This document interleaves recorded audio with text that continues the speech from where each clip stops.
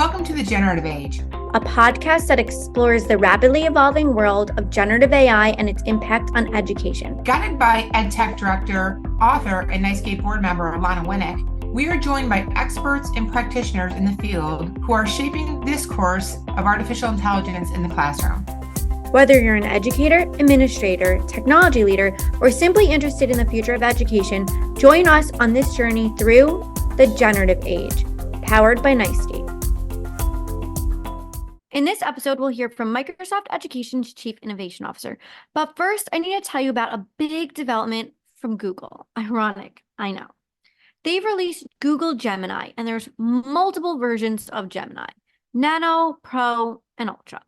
Nano can be found in smartwatches and phones. Pro is what powers Bard and is equal to like GPT 3.5. And Ultra, which isn't available yet, but everyone says it's more powerful than GPT-4. The language around these names can be a little bit confusing because you've probably heard of Bard, which is the interface that you communicate with if you use Google. And now Gemini is what powers Bard. So to make it even more confusing, you can use Google Assistant powered by Bard, powered by Gemini. Try saying that 10 times fast. I know. So you might ask, what's different about this? I know that we've discussed OpenAI's multimodal model, which powers both ChatGPT as well as the Microsoft platforms and supports text, audio, and images as input and output. But what makes this a little bit different is that OpenAI's version converts everything back to text, processes it in text, and then outputs it back in whatever medium you're asking for. Google Gemini is designed to be natively multimodal, which means that it processes it in its native input and native output. The demo that Google released was very, very impressive, almost too impressive, which is why people are questioning the model and its power. If you look at the description of the video, there's a very small line that says, for the purposes of this demo, latency has been reduced and Gemini outputs have been shortened for brevity.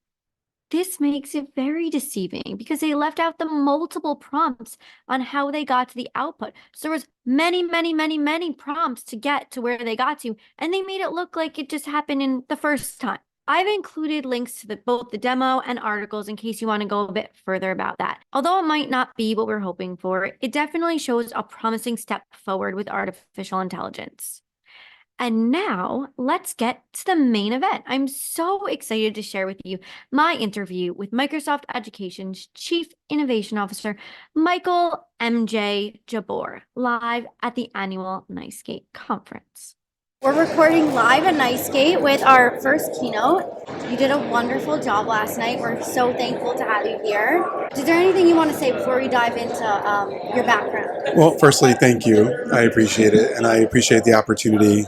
I had no idea how large this conference was, so it's great to be here, great to connect with everybody. I know it's somewhat of a challenging age that we're all going through, but I hope that we're going to be able to get through it together. Last night, you had an incredible keynote, positive feedback here, everyone loved it.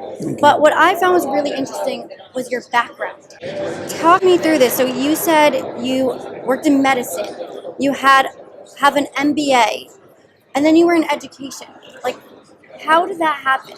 Yeah, it's somewhat of an unusual story. I have a doctorate in Chinese medicine, but I had mostly an integrative training. And I have been involved in business, technology, and medicine for a long time, decades at this point.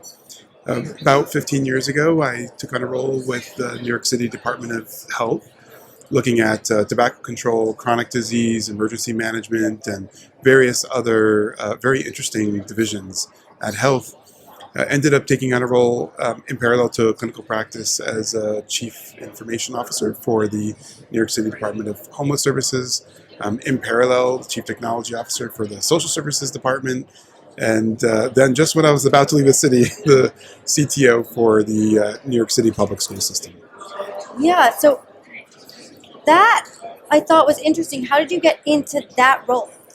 So I think initially it was just about impact. You know, I love my clinical practice, and I'm able to look someone in the eye and take them from being in a very broken place to being in a place where they are better, In my case, a lot of times that's infertility related, and so helping a family grow is really meaningful work, and it's something that gives me a lot of life. Yeah. But we were able to do in the health department, which was my first kind of introduction to that work. I was brought in initially as a consultant through a program through the CDC to help with the media and the technology elements of it. I saw I was able to make a huge impact at scale through New York City government, and that's how I at least transitioned into that work.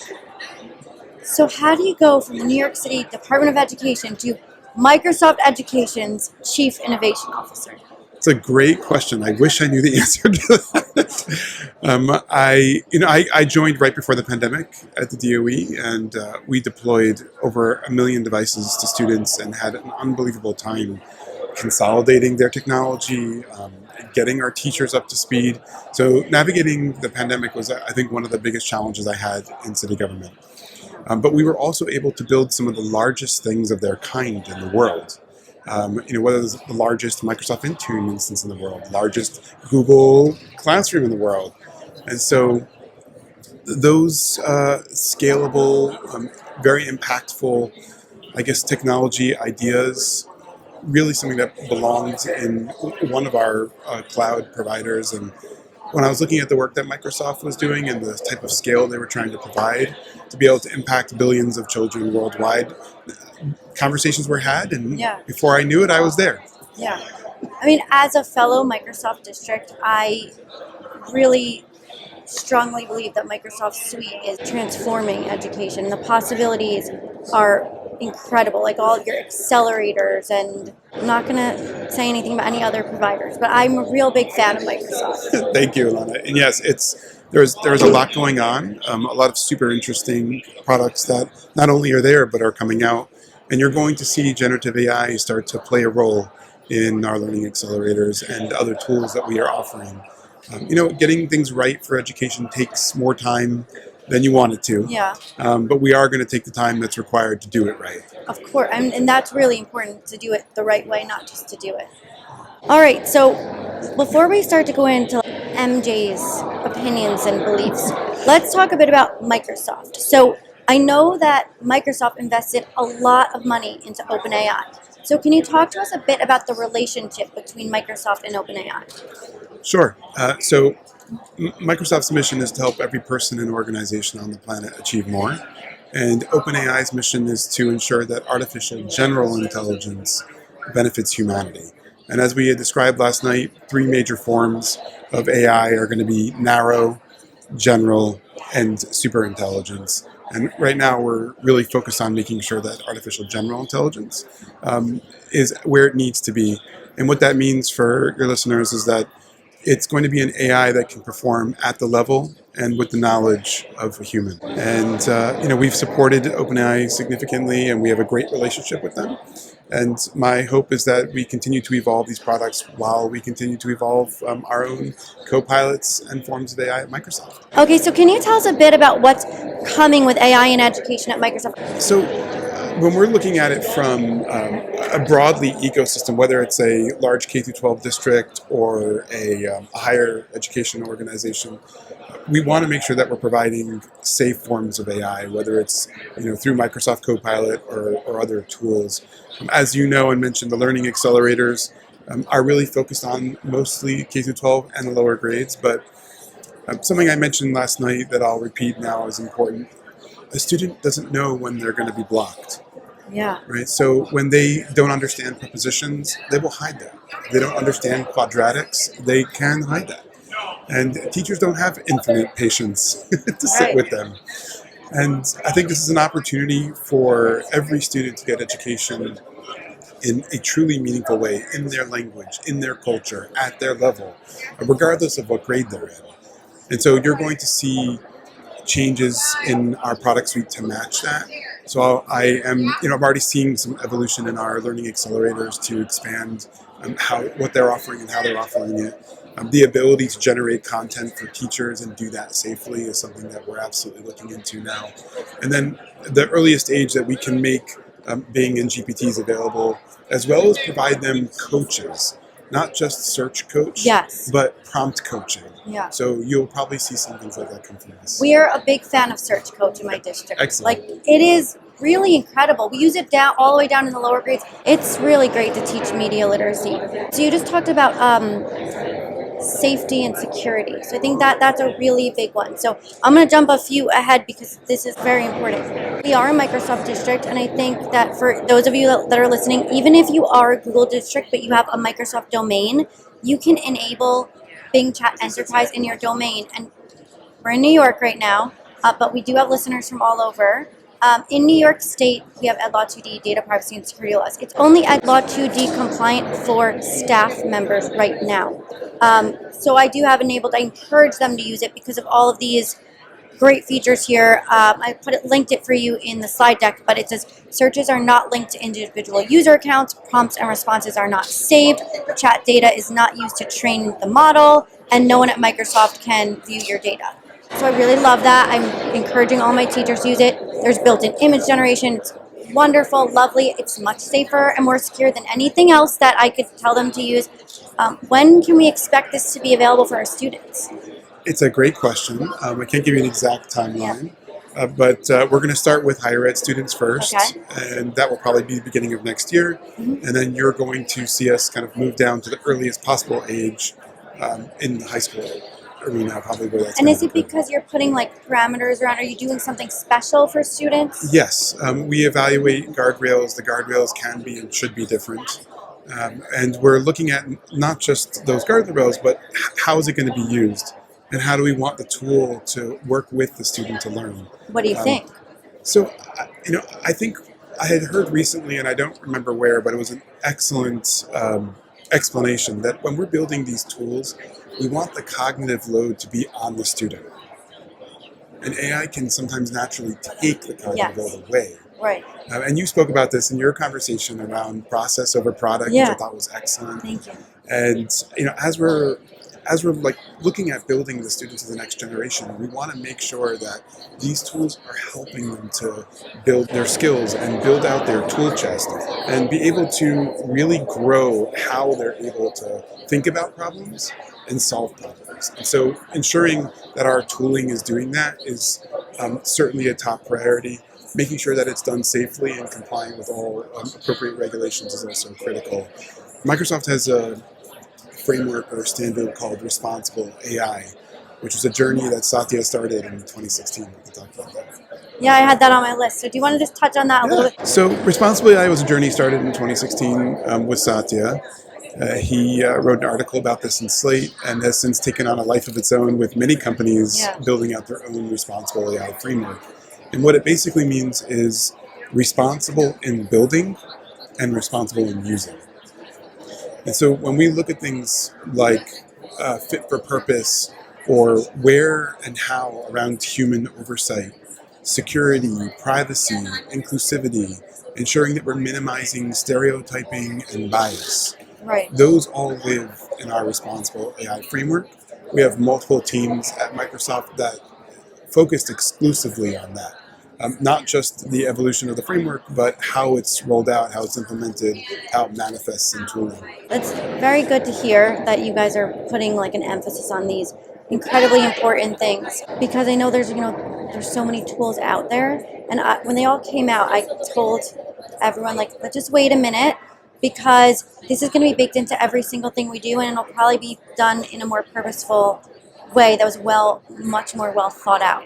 So I'm glad that you guys are thinking about all these things. Yeah, absolutely. And I think you will see some differentiation between like intuitive AI and generative AI. For sure. And so you're going to see different forms of AI used and also expand and grow over time.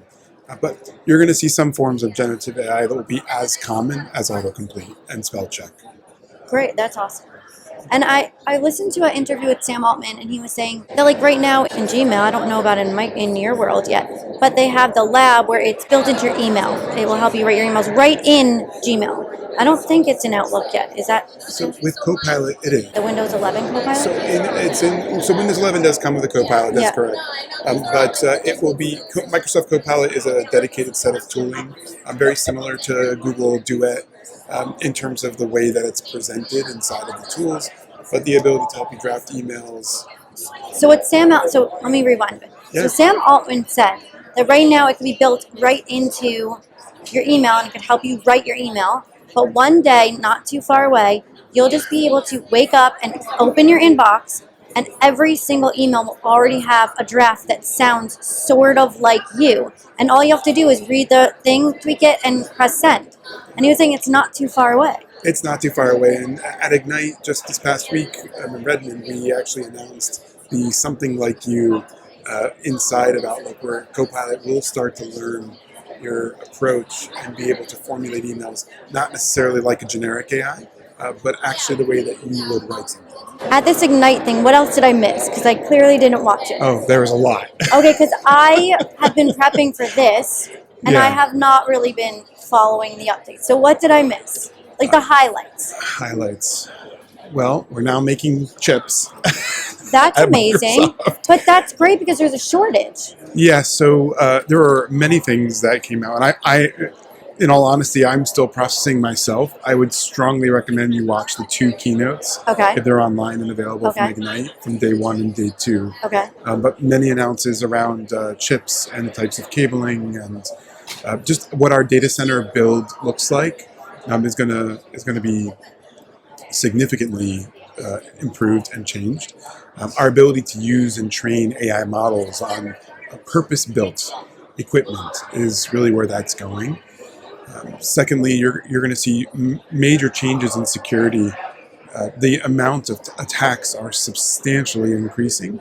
Our ability to defend them, because many schools, particularly in education, have anywhere from 50 to 80 tools that they're using for security. That number may sound fabricated, but it's real. And we probably need more like 1 or 2. As we're looking at using things like Security Copilot and other areas to help reduce all the noise to actually find and get to the signal. You saw a variety of announcements around Copilot, improvements and releases around Copilot, as well as what we call Copilot Studio. So we released the ability to now build your own Copilot. Right. That's so cool. So you're going to see a lot of innovation come from the community, and it won't be something that has to be, lightly drafted. You can now architect an enterprise version of a Copilot, which will be an amazing thing to watch. That's awesome. Do you think one day a teacher will have like their own, like it'll be customized to that teacher and the student could interact with their teacher? Yeah, I was actually just talking about this in our prompt engineering class about temperature and how you're going to have some creative teachers and some teachers that are less creative. Yeah. But it's interesting to me because when you're in these programs, you're going to see that teachers, you might have a very creative teacher, but the student might not think that way. Right. And so we don't have the need just to have it sound like the teacher, Right. but to have it enabled so that the student can receive it in their approach. That's So amazing. you may have a very dry teacher, but you may have a student that's very creative and Yeah. needs it in a creative way. Yeah. One of my cousins thought she was really bad at math, but she wasn't. It was just the style of her teacher. It didn't gel with her. And then right. she got a tutor and she was fine. That's right. So I think you're right. It is also about the student receives the information. That's right. Yeah, you're going to see that it has an infinite amount of patience. And also there are many studies coming about how it's mimicking empathy and what that might mean for us. What do you think about that? So it's a really interesting topic. There was, I mentioned last night in the keynote that there were 2 studies recently that came out around patients that opted in to get difficult news via chatbot. Yeah. And in the context of that chatbot experience, when they evaluated people, and we're talking about like cancer diagnosis, Yes. difficult news. Yes. And when they evaluated patient perspectives, they found the chatbot over a physician that was rotated on the back end of that Yeah. to be more empathetic, more useful, and more human than the physicians. And so I think you're going to see role changes in terms of humans focusing on what they're good at and AI focusing on what it's good at Yeah. as we start to enter into this Copilot era. What do you think should not be handed off to an AI? It's a great question. I think about that all the time. Yeah. You don't have to have an answer. I'm just... Yeah, I don't have a lot of great answers for you at this moment because we're still at the very, very beginning of this conversation. We're just starting to explore what this really means for us. My sense is that we can't hand off human embrace and being able to be there with someone, to connect with someone. You can write a very empathetic, very connecting note. You can communicate empathetically.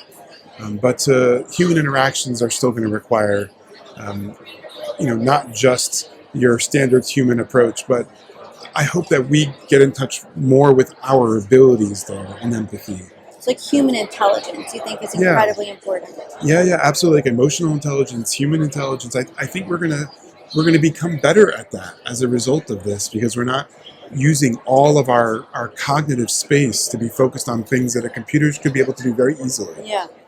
I like that answer. All right, so let's hop out of the Microsoft world and into your personal world. Sure. Can you tell us one creative way you use AI personally and one creative way you use it professionally? Sure. So personally, I find that even though I may have read documents and know them very well, having access to them is really critical for me. So being able to take like 5 documents, turning it into a chatbot, and being able to dialogue with it and ask it complex, sophisticated questions, and tune it to respond appropriately, extremely helpful for me on a personal level. I also think that when I need to draft something or solve a problem that I don't have a good solution for, giving it broad context, meta context, and say, help me. It does an incredible job of giving me a creative scaffolding for thinking about a particular solve. Professionally, writing is a huge part of our job, and being able to draft content faster that is high quality content is critical. So for me, being able to analyze things, to write things at the level that is acceptable in a professional setting is what's most exciting. It's not yet there in every way, but it's getting there very fast. And so I use it frequently for drafting content in that way. That's awesome. Last night you told us you have multiple children ranging from a very wide age range. I think you said 3 to 17? Yes, I have a 3-year-old, 10-year-old, 14, and 17. So that's quite the age difference. So a lot has happened in 17 years. So what was it like raising a child and having a child go through school and learn with technology from your 3-year-old to your 17-year-old and now with AI? Yeah, it's a very interesting range. My 17-year-old is using it to prepare for college interviews now, which is amazing. We created a GPT that scours the internet for all of its available admissions information, and he can specify his name, GPA, and SAT score, and it walks him through a customized interview, a 45-minute session that helps him prepare for the college interviews and the interview process, which was great. Helps answer any questions that he has about the university, and helps him to really dialogue and interact with it. I sent it to a friend of mine who's a reviewer, and she said it was amazing, better than she is at this process. My 14-year-old is trying to figure out the most responsible way to use it for essays and then solving other types of problems. When I look at my 10-year-old's math, it's super interesting because even I wasn't trained in math that way. Right. So I'm not good at necessarily solving or understanding where his solves may be wrong. Right. I took a picture of one of his piece of homework because I just didn't get it with Visual GPT. Oh, cool. And it even with his not so awesome handwriting, it immediately understood what it was, understood which problems were solved correctly, which ones weren't, and then picked out the missing skill that he had. That's incredible. That was preventing him from applying it to the other solves. That's amazing. And then my 3-year-old it's super interesting to watch her because she's all verbal AI. Right? It's either swiping something or it's talking to an Alexa or a Siri. And, I've been playing with Pi AI and other types of voice-related AI. And, she'll be interacting with an AI in a year from now that is more knowledgeable and more eloquent than any human she'll ever meet. And those will be some of the first formative memories that she has around AI and technology in general. Yeah. And what about the ones in the middle? So, I think that my 14 and my 17-year-old are going to do their best to move through the system as it is today and use AI to empower them in that process. So they're going to use AI as more of an accelerator and as a tool, which is an excellent use and really where it should be used. I think that my 10-year-old and my 3-year-old are going to find different uses of it. They're also going to demand different things from the system. Keep in mind that they might not go to a doctor unless they can talk to their kids. Right. They might not go to a college where they can't talk to their classroom without the teacher or have a virtual TA. And so their expectations are going to mandate different changes in our systems. Yeah. So that goes to one of the questions I had for you. Like, what do you envision the future? I know we can't really predict it, but what do you hope it's like? I hope that every student, let me back up for a moment. At the DOE, you're going to see every type of care provided: food, transportation, education, but you're also going to see health and mental health. Because there's so many children in poverty at the DOE. They say that like 73% of our 1.1 million children were in some form of poverty. Wow. And so when I was looking during the pandemic, almost half of our kids did not have a device and internet at home when the pandemic first started. Right. And that is an unbelievable statistic. Yes. And the effort that the DOE went through to deliver those devices was also unbelievable. It was heroic in nature. We had teams working around the clock for months on end to make that happen for them. I think that AI can have the potential to widen the divide. I was going to ask, that was going to be my follow-up question, so you just hit it. I was going to ask you, how do you feel about this digital divide, digital equity? Yeah, so let's answer both questions in the same way, which is that every student, they deserve their own co-pilot. They deserve their own teacher that has infinite patience and has the ability to match them and meet them at their language level, at their grade level. You may have a kid that's in 11th grade that doesn't have the same reading comprehension as someone that's in 6th or 7th grade. And our system doesn't account for a lot of those competency gaps really well. But a student co-pilot would, to help every person at their level be able to access any type of knowledge.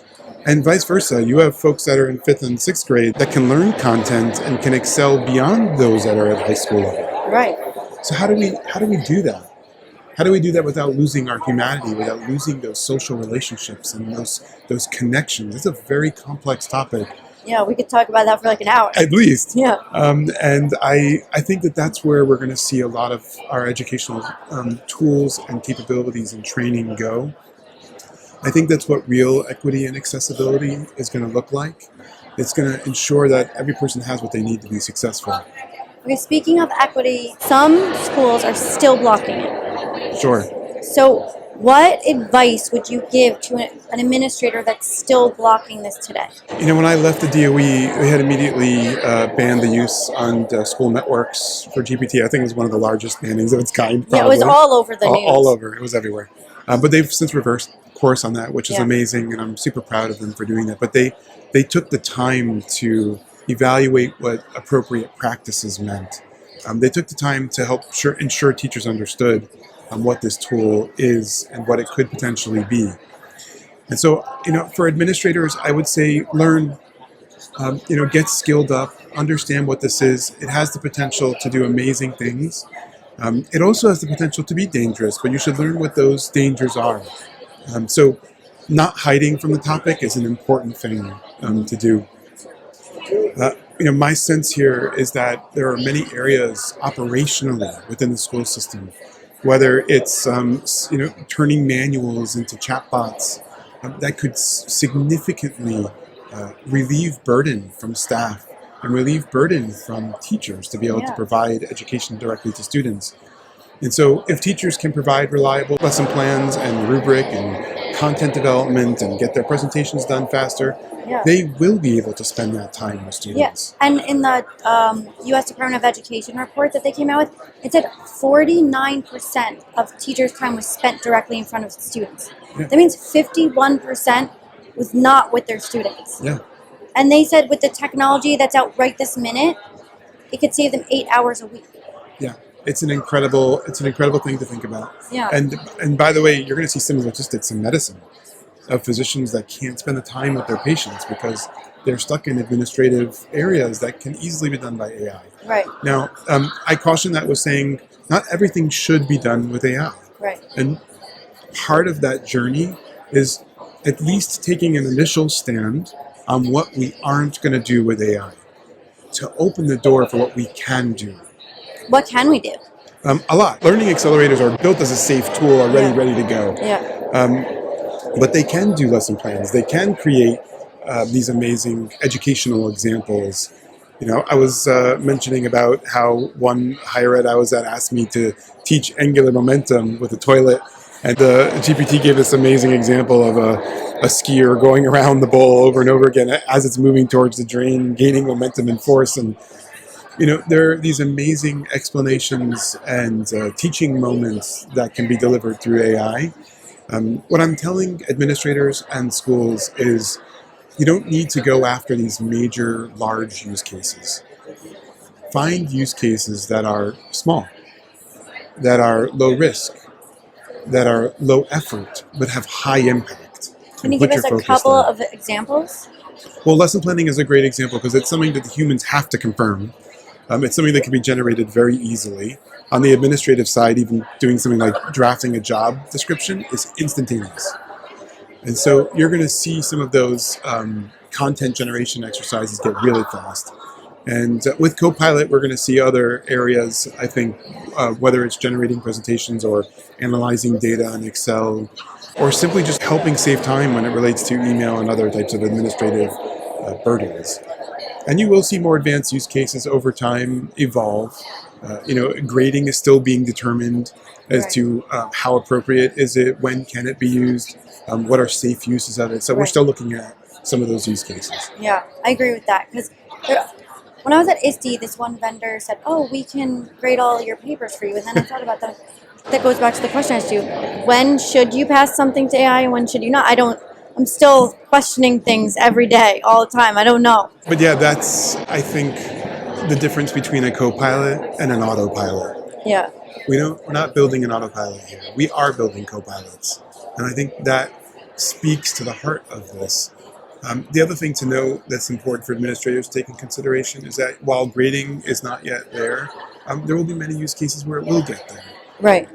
Plagiarism detection is something that's widely known to not be used and should not be used. It should not be used. Yeah. You know, it's so funny when I present, I show ways that you can detect AI, and there's manual detection. Like maybe look at the version history, have, focus on the process and check in with students along the way. And then I have another one that's like technology aided detection, and I go through it, and then at the end I go, curveball, AI can outsmart AI. Like literally you could use a second AI and swap the AI content into another AI that replaces it with synonyms, and it goes from 100% to a 0% in like 10 seconds. Yeah. And that's building a culture that you don't want to build. Do you want to build a culture where you're like, gotcha, that's not the right culture. And then, this is a great one, because you talked about it yesterday. Punishment culture. Oh, there's a punishment culture, but you talked about it yesterday. You started talking about academic and honesty. So I think that by using detection, that's academic dishonesty. I think we need to focus on academic integrity and academic honesty. And I think academic honesty, which you said last time, academic integrity, are the most important things right now, not detection tools and creating this culture of, what did you call it? Punishment? Punishment first culture. I think there's a lot of gray area on that, and that's where we've got to expand our thinking. Because when it comes down to doing homework or writing a paper or doing a PowerPoint, I hope that it's clear that people should cite their work and make sure that 100%. It's appropriate. But for the younger generation, it might not be so clear, so I'm not 100% sure, although I would hope so. Whereas if you're going to write a sympathy note for someone because you don't have the words, then you probably wouldn't cite GPT or Copilot. Right now, there are many things that are in the middle. There's a lot of gray area. When you're writing letters to coworkers, when you're publishing a policy, when you're using it for different functions in your organization, I think it's important to understand what would your peer expect from you? Would your peer expect you to say, I used Copilot to draft this, or does it matter? What if you just use it as a thought partner, and the thoughts originate with you and end with you. So what I like to call it is like, you know, like an art curator, and there's like a gallery, and they perfectly picked out the art pieces. And I'm not really super into art, but a lot of people are. I know Art Basel's coming up soon. Or like the kid-friendly term I use is like a DJ. They're like picking and choosing their own beats and like curating their own song. I think for me, I think of AI as like, the thought should always start with you as a user. You should use it to curate ideas, but if the final product is reflective of your own thoughts, your own ideas, and your own voice, what do you think about that one? It's a great question. It's one of these things that we've got to answer, right? So in the art curator example, what if the art curator used AI to pick all the pieces? No, yeah. But they approved it. So how much did the art creator do? I was talking about a traditional, but pre-AI. But we could bring it back to AI. But yeah, you're right. I want to bring that. Yeah, I agree that's a with great you, example. I want to bring that example into the future. Yeah. Because that's the future we're in right now. Yes. And so when someone is writing something to you, that's why I kind of picked on the academic integrity question. Yeah. Is that, do you have to make that announcement to someone or not? Like, I think that's where as we kind of sort through that gray area, and when we start to understand what is appropriate to cite, what is not, because even though I might not expect my peer, to tell me, I do expect them to have reviewed it. Yeah. But that expectation is not widely known yet. The podcast that I hosted last, Vicki Davis, Cool Cat Vicki Davis, I interviewed her. She has a set of classroom rules. And she tells her students, well, first of all, they need to have explicit permission for that assignment and for the tool for that assignment. Then they need to include the link so she can supervise how they used it. Yeah. And then if you want to take it a step further, you can add like a reflection and they can describe how they used AI. But do you think that would be okay? I think that that's an excellent use case of someone that's taken the time to think through it carefully. But I have another use case for you also. And yes, I do think that that's a good way to approach it. I know schools that are starting to, on the business side, that are starting to refine their educational programs so that they're teaching the kids to solve problems with prompts. And they'll allow them to use those prompts, like almost like in an open book way, on exams. Wow. And then carry those prompts with them. That's amazing. As alum. I love that. Yeah, so you're going to see a lot of those really excellent use cases where they're fully integrated into the curriculum, or it's integrated into the learning process.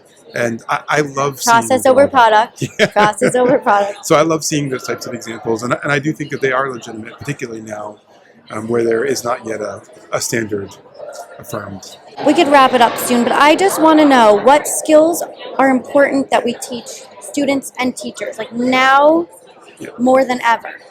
So learning how to detect hallucinations is a critical skill for students, teachers, and staff. I think everyone needs to understand that. We're more used to detecting hallucinations from humans, even though humans hallucinate all the time. Yeah. Now is the time to learn that skill. I think for teachers, learning how cheating occurs and what that process looks like. So being able to go online, find the right type of plagiarism detection aversion prompt, give it some paragraphs of your own writing, and watching it generate text in your own language, where it may be difficult for you to differentiate your own text from the AI. So learning those skills, the skills of cheating is kind of one dynamic area to look at. And being able to understand how to communicate about it is important, so that, you're in a role, especially if you're in a teacher role, we are going to have new conversations around what digital citizenship actually looks like. So having our teachers understand, adopt, absorb, and then teach is really critical at this point. Yeah, it's incredibly important. I made the passport to success with the 10 stamps, and that's like a stamp, because it's one of the 10 things I think is incredibly important, like a top 10 skill. Yeah, absolutely. I don't know if there's anything else you want to touch on before I ask you the final few questions. I would say it's a rapidly changing environment. I wouldn't get nervous by that. Don't allow your fears to, pull you away from what learning needs to occur right now. We are going to learn through exercise. We're going to learn through interaction. Even recently there was some research coming out around how these empathy prompts are they will help the AI perform substantially better. So, for example, you can tell it this task is really important to my career, and it will improve its process. You tell it to take a deep breath, slow down, and show your work. The AI will improve its process. So, being able to take the time and those sleepless nights, as Ethan Malik says, to move into that new world is really important for folks. So I just want to make sure that people don't get afraid and step away. No, that's what my whole mission and purpose right now is to help people not feel scared and overwhelmed, and to help like demystify what this means, because it's an incredibly exciting time. And I feel like with any disruption, there's always a little anxiety that comes with it. If we can find the good in it, it could actually, what's funny? I had thought that when the pandemic happened, it's horrible. It was a horrible time for so many people. When that happened, it's like all the things I had been trying to teach people forever about ed tech, and now it was like happening. And it was so exciting for me professionally, not for the world, but then we all just went back to the way things were. And I felt like with this, I was like, this is going to hopefully be the catalyst that forces us to, I'm not even talking about going in the future, to force us to where we should be today, right now in 2023. It's a great point. And I was doing some PD this year, this September, for some schools. And one of the most salient points that I heard was the teachers told me that they felt like this was COVID 2.0 for them. Yeah, they do. They felt overwhelmed. There's no policy and process technology. The students are overrunning them. They really didn't know what to do. And it had that same feeling, that moment for them. So I agree with you. I do hope that parts stick. I think it's different though, because once they try it, like you said, and they write their lesson plan or whatever, they're going to have that light bulb moment. Once they have that moment, that aha moment, they're like, oh wow, this is actually going to save me so much time and make my life so much easier. And until they get there, then they're going to feel relieved. Yeah, and we're going to see people get there very fast. Yeah, it's kind of exciting. So, I always have a prompt from the previous guest. So we thought of one for the next guest, but here's your prompt from the previous guest. What is your most radical vision of what the future holds? So I think, Satya hit on this in his keynote around... That I missed. You'll get to. I know. About how everyone might actually be able to have their own doctor, and everyone might be able to have their own educator. I think that we're closer than we think to that future. But that's like the most radical future I can think of is where you have access to every type of expert that you need, a qualified expert, and that we are moving away from scarcity as the primary mode of operation, as the way that we think of things. And so being able to get there sooner than later, both from an environmental standpoint as well as from an educational standpoint and a healthcare standpoint, that will change the world, and it will change humanity. It will change how we see each other. It will change how people are able to dialogue with each other, and even how they're able to fight with each other. Right. Fighting doesn't have to always end up in war. Yeah. And I hope that these tools will enable us to have that level of enlightenment and that level of insight down to every person. Oh, also speaking about that, because some of these countries are not as technologically advanced as us, so they might not even have the technology, if they're going to have a war, to have the proper technology to use AI in the right way. So that goes back to the digital divide right there. It does, and I lived through that, the 1-to-1 or 2-to-1, ideas and philosophy around getting a computer into the hand of every child, and there are a lot of challenges with that, from a cost perspective, from a supply chain perspective, just everything. Yeah. And I was deeply a part of one of those for a very large system. Yeah. I think getting a smart device that is safe into the hands of every person is actually feasible. What about in Africa? Even in Africa, I believe deploying internet, whether it's through satellite and other types of tools, deploying those types of cell phones, I do believe that is possible. I do believe that... in tribes in Africa. I think it'll be extraordinarily difficult. I would never say that it wouldn't be. it could be verging on impossible. But I do think it's possible. I love that. I can't wait for that world. When do you think that will happen? I don't know, but I hope sooner rather than later. Me too. You know, Alana, I look back 10, 12 years ago when we were doing studies on behalf of the health department. And New York City's health department is one of the leading in the world. Yeah. And we were looking at cell phone use with kids and kids in poverty. And we found that in this country that smartphone use was ubiquitous even then. I know. That's poverty. what's so wild. I know. So if we can find a way here, we can find a way everywhere. But that was 10 plus years ago. I know. So my sense here is that it actually is not only technologically feasible, but economically feasible to do it if we want it. I think we should want that. Yes, I agree. I just want to say thank you so much for joining me here today. I know this was a last minute thing, and thank you so much for your amazing keynote. We're looking forward to seeing all the things that come from Microsoft and learning from you. So where can people find you? And also, where should they go to learn about all the things from Microsoft? So I'm on LinkedIn, and you can certainly reach me there. I'll probably be posting more as AI now starts to evolve. But most organizations have their own account teams, so they should look towards their account teams. We also have something called MS Learn, which has a lot of free learning materials online. So that's where I would go. I would go to MS Learn. Again, follow some of the Microsoft personalities on LinkedIn. Like, who do you recommend? I mean, you'll see them followed on my LinkedIn, but you can certainly follow Satya. You can follow some of his direct reports. Brad Smith, by the way, is excellent to follow, particularly on responsible AI. He leads our responsible AI division. So for our administrators, focus in on what Brad Smith is doing. What about the teachers? Where should they go? So I would say MS Learn is the best place for them. You'll see the skill ups there. Also, you'll see a lot of community members posting on LinkedIn as it relates to high quality content in terms of prompts and what people are doing with AI. Ethan Malik has great prompts on what he's doing with AI for education. So you're I would say once you follow a handful, you're going to find them all pretty quickly. That's awesome.